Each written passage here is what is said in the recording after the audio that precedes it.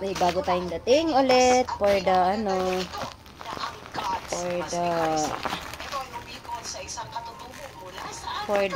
unboxing ulit tayo. Kasama sa kwento ay ang pagdadala ni Nixaw sa bote sa dulo dapat ng daigdigan at sa ikwento nito sa mga mapuputi. So far, yan. Nakababay. Nito ang mga bathala. Pagdating ng taong 1989, Wait lang. ng taong Ano to 1989, sa pagkakataong ito sa Hong Kong na napunta ang ating bida. Ang sister ay tatlong mga pelikulang aksyon pa ang ginagawa nito bago ng taong 1990. Ang bago-bago nating Tecno-Spark 20. Yan, yung ating Tecno-Spark 20. 256 ROM and 16 gig RAM. Yan. So, i-unbox natin kung gaano kaganda. Paggabi na, guys.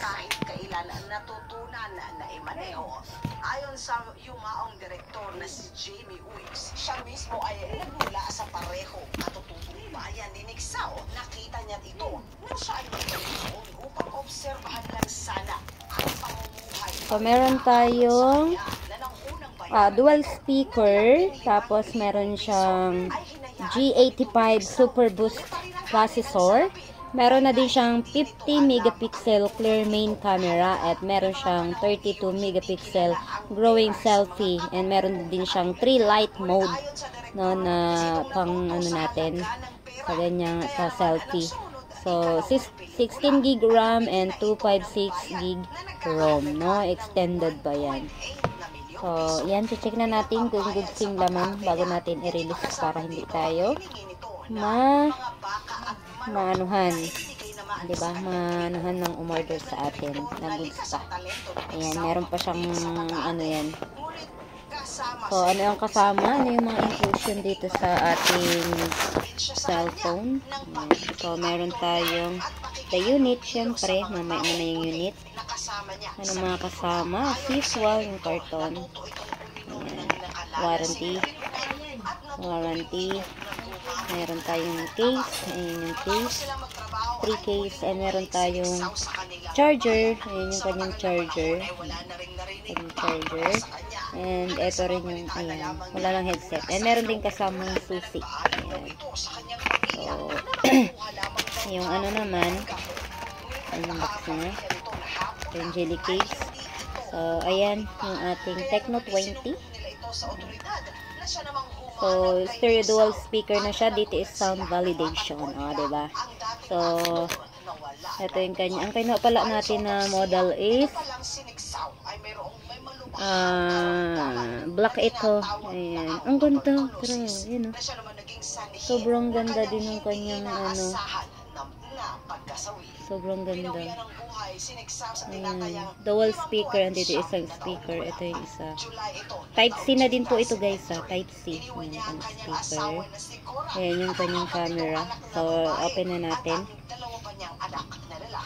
Ayon sa kanyang mga supling na lumisan ito sa mundo, na kasing hirap kung paano siya noon ay ipinanganak.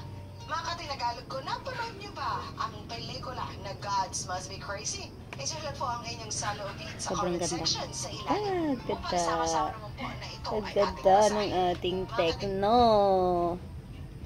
8 gig RAM. Extendable 8 gig to, kaya pwede siya maging 16 gig RAM. And so, ano na natin? Mayroon na naman bagong rider ng GNT na kinuhaan ng kanyang mga delivery. So, makikita natin yung rider is bumaba siya. Kaya pag-gusto natin mga kaibigan. Skip muna natin. Tapos meron siyang parcel na kukunin upang ihatid doon sa non-order. Pag-gusto natin mga kaibigan kung ano yung nangyari. Pag makita mo ang full video na ito, ay talaga namang magagalit. Skip muna natin to. Skip. Sa mga gumawa sa kanya. Muna natin to. Pag-gusto natin. So, ayan. Makikita natin yung nakamotor. Parang nagmamasid sa kanya.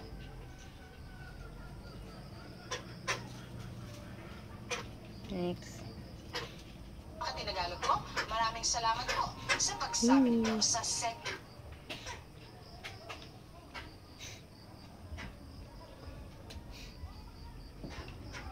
50 megapixel yan.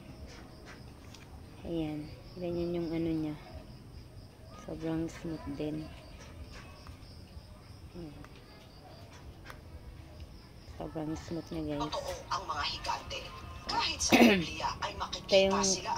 Ay, ito yung back niya. Ng mga saksi. Ito yung back. Ayan yung back. Ikukuwento ko sa Ayan yung back. Ito yung front. Front natin. Super night nga natin dahil medyo madilim na.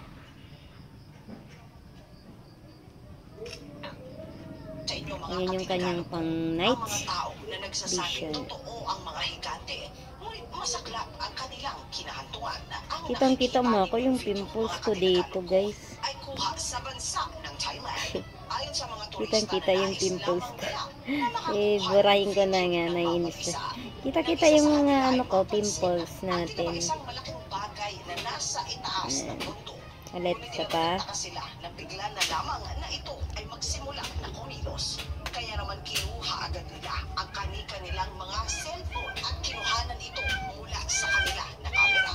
Hindi naman ng pusa. Ito ay isang tao. Ngunit naging bal sila ng mapagtanto nila kung gaano sila kalayo sa mismo na bundok at kung gaano kalaki ang nakikita nilang tao.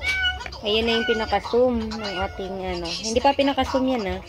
Kani yung pinaka-zoom niya. Ito yung pinaka-zoom niya. Ayan yung kilay ko. Ayan yung pinaka-zoom. Ayan yung aking mata. Ayan siya. Ayan siya. Yung front lang yan, ha. Front lang yan. Ayan ang linaw. Ayan yung front. Kitang-kita yung ano ng hibla ng damit ko dyan. Ayan, ha. Kitang-kita yung sando na hibla. So, ganun siya kalinaw. Yung isa naman, try natin yung back. Ito natin yung back. Ayan na natin yung back. Ayan. At dahil sa laki nito ay talaga naman nalutang ito sa kaputian. Hindi pa nakaano yung ano pala, hindi pa nakaano yung ating light. Hindi pa naka full. Ngunit ang mga sumunod na pangyayari kay Andrew ay ang mas nakaagaw ng pansin ng buong mundo. Matapos ang ilang araw mula nang maipost nito ang video sa kanyang account, sinasabi nito na aakyatin niya ang bundok kung nasaan nakunan niya ang video. Ayun yung back. Ayan, sobrang linaw din. KFC talaga yung model natin. Ayan, diba? Sobrang linaw. Ito yung sa camera nakuha. Malayo na yun, guys. Ganyan siya. Ayan. So, ito yung zoom-zoom lang natin. Ayan yung zoom niya, oh. Diba? Malinaw pa rin. Ganda din, ha. Ayon sa kwento ni Andrew, na sinabihan daw siya ng isa sa sakay ng sasakyan na itim na hindi ito maaaring lumapit sa lugar dahil ito ay pribadong pasilidad ng gobyerno. Ngunit sinuwi niya ito at muli lumapit na naman siya ng gusto. Kalauna ng makauwi na ito, ilang araw ay napapansin ito na may sasakyan sa tapat ng kanya na tahanan. Kinuha niya ng video ito ayon sa kanya na ang sasakyang ito ay kapareho-kapareho. Grabe yung lamang kay. Sa kanya paakyat sa kabundukan. Nilahad nito ang kakaiba niya ng mga naranasan at iba pa na nakuha. Tila ba laging may nagmamasal daw at nakasunod sa kanya. Matapos ang isang linggo, nagulat ang mga testing natin yung sound kung malakas. Ayon kay Andrew na hindi daw siya ano yung bahay niya yun? So, libre? Oo. Wala man yung ngayon. Ito, 6 plus to ata. Ito yung sound. I-testing na natin yung sound.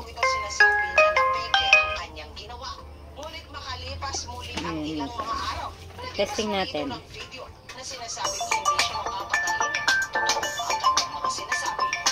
Hindi siya kalakas.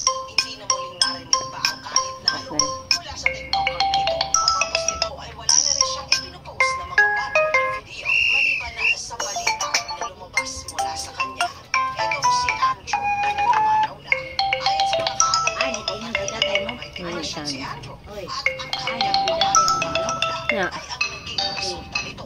Wala. Yan, ganyan kalakas yung sound. So, yun lang. Nay. Para sa mga naghahanap, lalagyan natin yung link din sa baba. Para din natin natin. Ganda na din. Sobrang ano. sa mga tao ang ating mga gobyerno. Yung mga panayari eh. Pero, Na rin na inakusahan So, ng mga yun. Smithsonian. Sige na natin sa may-ari to. Sa mga bagay sa Sige na natin sa may-ari. Isa lang pagtuklas ng mga higante dito. Ang mga Smithsonian po, mga katinagalo ko, ang samahan ng mga museo sa buong mundo na ang layunin ay ipreserba Tatlo. ang mahalagang bagay sa kasaysayan nating mga tao. Kasama na ang turo ng relihiyon at maging kung papaano nabubuo tayong mga tao. Ang pagkakaroon daw ng higante ay ang makapagpapatunay na totoo ang sinasabi ng Biblia at talaga namang hindi aayon sa kanila ang sarili na turo nila. Ayon sa mga eksperto, May itim to? sa mga teorya na ganito, sa oras na marinig ng mga Ore. Smithsonian na nakahukay Paano ng mga na ay kakaibang tao nilalang do? ang mga Do, eksperto tapos may cheering. pagdating sa gawaing ganito Pagbabato ulit o mga mangga. taong